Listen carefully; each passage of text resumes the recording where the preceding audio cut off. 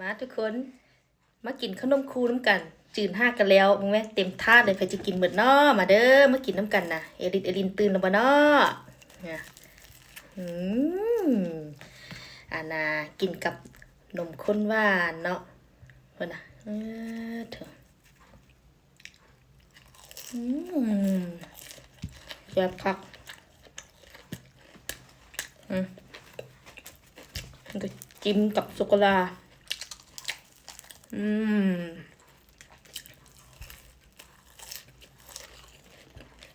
สุดยอดเลย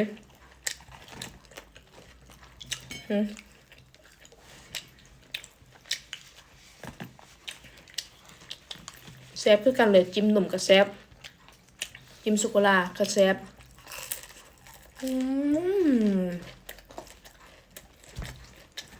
สุด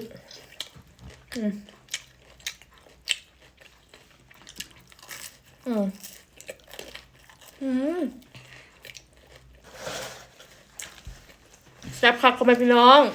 ตื่นเช้ามาจะได้กินนาไม่ยังนี่น่ะทึกใจบ่ข้อหมากจัดให้หมักแห้งขนมคูจิ้มนมจิ้มช็อกโกแลตเอาเลยเอลินน่ะสร้างกินบ่สุดยอดเลยบ่ได้กินดนแล้วเนาะมื้อนี้ลุกมาเฮ็ดให้แต่เช้าแต่ดึกเลยแซ่บบ่แซ่บบ่มักจิ้มอันใดไล่ก่อนมาจิ้มช็อกโกแลตเอาจิ้มช็อกโกแลตมึงดู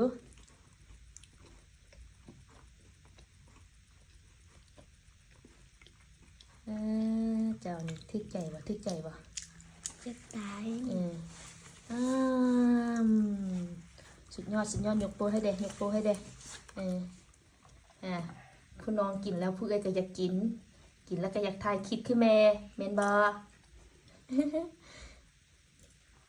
ขนมคูนี่ก็สุดยอดแล้วเนาะโอ้ยต้องเฮ็ดตอนอันเศร้าๆสิแหละขี้คร้านทาแป้งดนเฮ็ดก่อนอีไปนอนผสมแป้งก่อนไปนอนแล้วก็พักปะไว้ไปนอนตื่นมาน้ำจืดกินแซ่บเห็นบ่ขนมคูบางงามๆมื้อนี้นะปลาท่องโกจิ้มนมจิ้มช็อกโกแลตว่าจิเฮ็ดอันซอสอันสังขยาก็บ่ทันเนาะเอลิทมักซอสสังขยามื้อหน้าเฮ็ดซอสไว้แล้วเฮ็ดขนมคูใหม่เนาะโอเคบายบายบิซู